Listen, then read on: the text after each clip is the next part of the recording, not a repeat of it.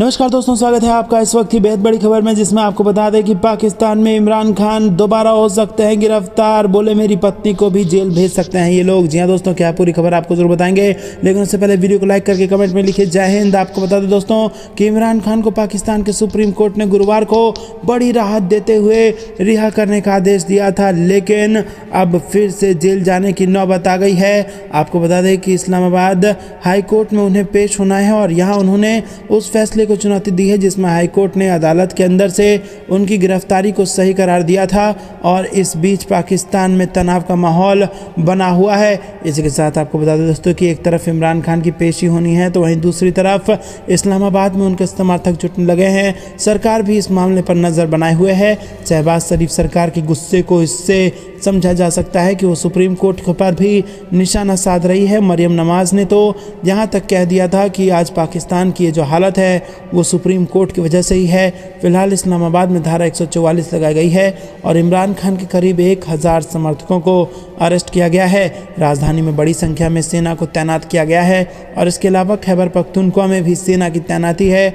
इमरान खान ने supreme court के आदेश के बाद रिहा होने पर तीखा हमला बोला था और उन्होंने कहा था कि मुझे गिरफ्तारी के दौरान पीटा गया था और टॉयलेट तक नहीं जाने दिया गया। तो दोस्तों यहाँ पर आपको बता दें कि इमरान खान ने बड़े आरोप लगाए हैं और उनकी पेशी भी हो रही है, सुनवाई हो रही है। दोस्तों आपको क्या कुछ लगता है कमेंट में जरूर बताइए। रुक करते हैं अगले ब्रेकिंग न्यूज़ की तरफ। रक्षा मंत्री का दुनिया को संदेश, कहा आत्मसम्मान के खिलाफ उठे कदमों का मुंह तोड़ जवाब देंगे। जी हाँ दोस्तों, भारत राष्ट्रीय प्रौद्योगिकी दिवस और 1998 के पोखरण 2 परमाणु परीक्षण की 25वीं वर्षगांठ मना रहा है।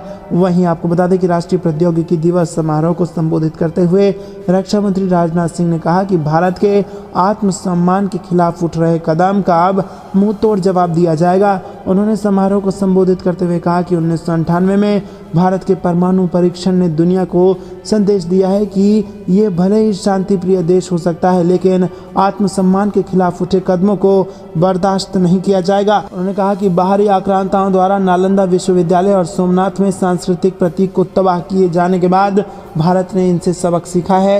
राजनाथ सिंह ने कहा कि हमने इतिहास से अपना सबक सीख लिया है और हमने संकल्प लिया है कि उन गलतियों को दोबारा नहीं दोहराना है। परमाणु परीक्षण ने दुनिया को संदेश दिया है और इसी के साथ हम भले ही एक शांति प्रिय देश हैं, लेकिन हम नालंदा को दोबारा जलते हुए नहीं देखेंगे। हम दोबारा से सोमनाथ के सांस्कृतिक आइकन को तबाह होते हुए नहीं देखेंगे। हम अपने आत्मसम्मान के खिलाफ उठाए गए हर कदम का मुंह तोड़ जवाब देंगे। और इस समारोह में प्रधानमंत्री नरेंद्र मोदी, विज्ञान और प्रौद्योगिकी मंत्री जितेंद्र सिंह और शीर्ष वैज्ञानिक भी शामिल थे। दोस्तों रुक करते हैं अगली ब्रेकिंग न्यूज़ की तरफ। भारतीय विकास में चाइना फिक्स नहीं चलेगा, विदेश मंत्री की 2 टूक, चीन समाधान की तलाश बंद करो। जी हाँ दोस्तों, आपको बता दें कि चाइना फिक्स की दुहाई देने की आदत पर विदेश मंत्री डॉक्टर एस जयशंकर ने कहा कि भारत की अर्थव्यवस्था केवल तभी विकसित और मजबूत हो सकती है जब गहन विनिर्माण क्षमताओं पर ध्यान केंद्रित किया जाए। उन्होंने कहा कि व्यवसायों को चीन के समाधान की तलाश करना बंद कर देना चाहिए, क्योंकि भारत की आर्थिक वृद्धि चीनी दक्षता पर नहीं बनाई जा सकती। विदेश मंत्री ने कहा कि हम सर्वोत्तम प्रथाओं को अपना सकते हैं, लेकिन अपनी विकास रणनीति के बारे में खुद सोचना होगा। बकौल विदेश मंत्री doctor Jaishankar, make in India केवल बनाने के बारे में नहीं, ये सोचने के बारे में भी है और इसे भारत में सोचना होगा।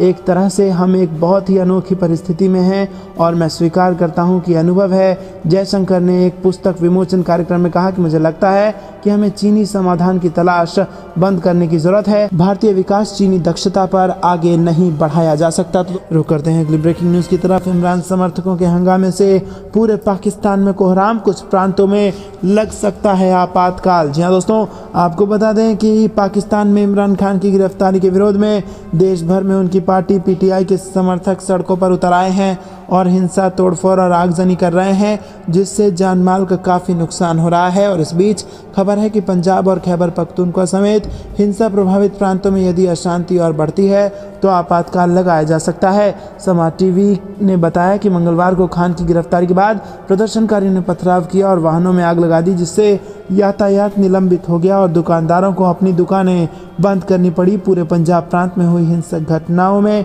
पेशावर में स्थित विशेष रूप से 150 से अधिक अधिकारियों और कर्मचारी घायल हो गए। लाहौर में कम से कम 63, रावलपिंडी में 29 और फैसलाबाद में 25 और गुजरावाला में 13 पुलिस अधिकारियों और कर्मियों के घायल होने की खबर है। रुक करते हैं अगली ब्रेकिंग न्यूज की तरफ। ब्रिटेन में भी गूंजा बजरंगबली की जय का नारा, सैन्य अभ्यास के दौरान लगा नारा। जी हाँ दोस्तों, आपको बता दें कि कर्नाटक चुनाव में बजरंगबली की जय के नारे कई रैलियों में सुने गए और भाजपा ने कांग्रेस के घोषणा पत्र में बजरंग दल पर बैन को बजरंगबली से जोड़ते हुए कई हमले बोले और पीएम मोदी ने खुद कई रैलियों में कांग्रेस को हिंदू विरोधी बताया। तो दूसरी ओर अब बजरंगबली के नारे भारत ही नहीं ब्रिटेन में भी सुनने को मिले हैं। वहीं दोस्तों आपको बता दें कि ब्रिटेन के सैलिसबरी मैदान में आयोजित भारत ब्रिटेन संयुक्त सैन्य अभ्यास में ये नारे सुनाई दिए। वहीं दोस्तों यहाँ पर आपको बता दें कि अजय वॉरियर 23 के 7वें संस्करण के दौरान भारतीय सेना के जवानों ने भारत माता की जय के साथ बजरंगबली की जय का नारा लगाया और सेना के जवान हाथों में बंदूक लेकर जोर जोर से ये नारे लगाते दिखे। रुक करते हैं अगली ब्रेकिंग न्यूज़ की तरफ। चीन ने फिर दिया आतंकियों का साथ, मसूद अजहर के भाई का पक्ष लेकर भारत के प्रस्ताव पर जताई आपत्ति। जी दोस्तों, पाकिस्तान में जैश ए मोहम्मद के आतंकवादी अब्दुल राऊफ अजहर को काली सूची में डाले जाने के भारत के प्रस्ताव पर चीन ने आपत्ति जताई है और ये आपत्ति चीन ने संयुक्त राष्ट्र सुरक्षा परिषद में लगाई है। जैश सरगना मसूद अजहर का भाई अब्दुल राऊफ का जन्म 1974 में पाकिस्तान में हुआ था। भारत में कई आतंकी हमलों की योजना बनाने व उन्हें अंजाम देने में शामिल वो रहा है, जिसमें 1999 में इंडियन एयरलाइंस के विमान IC-814 का अपहरण, 2001 में संसद पर हमला व 2016 में पठानकोट में IAF बेस को निशाना बनाया गया था। संयुक्त राष्ट्र सुरक्षा परिषद की 1267 ISIS व अल कायदा प्रतिबंध सूची में जेम के अब्दुल राऊफ को जोड़ने के भारत के प्रस्ताव पर चीन ने आपत्ति जताई थी। रुक करते हैं अगली ब्रेकिंग न्यूज़ की तरफ। भारतीयों की कैलाश मानसरोवर यात्रा से डरा चीन, बढ़ा दी फीस, नियम भी बेहद कड़े किए। जी हाँ दोस्तों, आपको बता दें कि यहाँ पर चीन अपनी हरकतों से बाज नहीं आ रहा है। चीनी सरकार ने कैलाश मानसरोवर यात्रा का खर्च बढ़ा दिया है और इसके साथ ही उसने कुछ नियम बेहद कड़े कर दिए हैं। कैलाश मानसरोवर की यात्रा करने के लिए अब भारतीय नागरिकों को कम से कम 1.85 लाख रुपए खर्च करने होंगे और किसी आम भारतीय के लिए इतनी बड़ी रकम चुकाना मुश्किल है। बता दें कि दोनों देशों में सीमा पर झड़प तथा कोरोना महामारी के प्रकोप के चलते कैलाश मानसरोवर यात्रा पर रोक लगा दी गई थी और यहां पर चीनी सरकार ने हिंदू अनुयायियों की बहुप्रतीक्षित यात्रा को 3 साल बंद रखा। हालांकि भारत, रूस और चीन की अगुवाई वाले संगठन एससीओ की दिल्ली गोवा में हुई समिट के बाद अब चीन ने कैलाश मानसरोवर यात्रा के लिए चीन ने वीज़ा देना शुरू कर दिया है। वहीं दोस्तों, चीनी सरकार की वेबसाइट पर बताया गया है कि अब हर यात्री को काठमांडू बेस पर ही अपनी यूनिक आइडेंटिफिकेशन कराना होगा और इसके लिए फिंगर मार्क्स और आंखों की पुतलियों की स्कैनिंग होगी।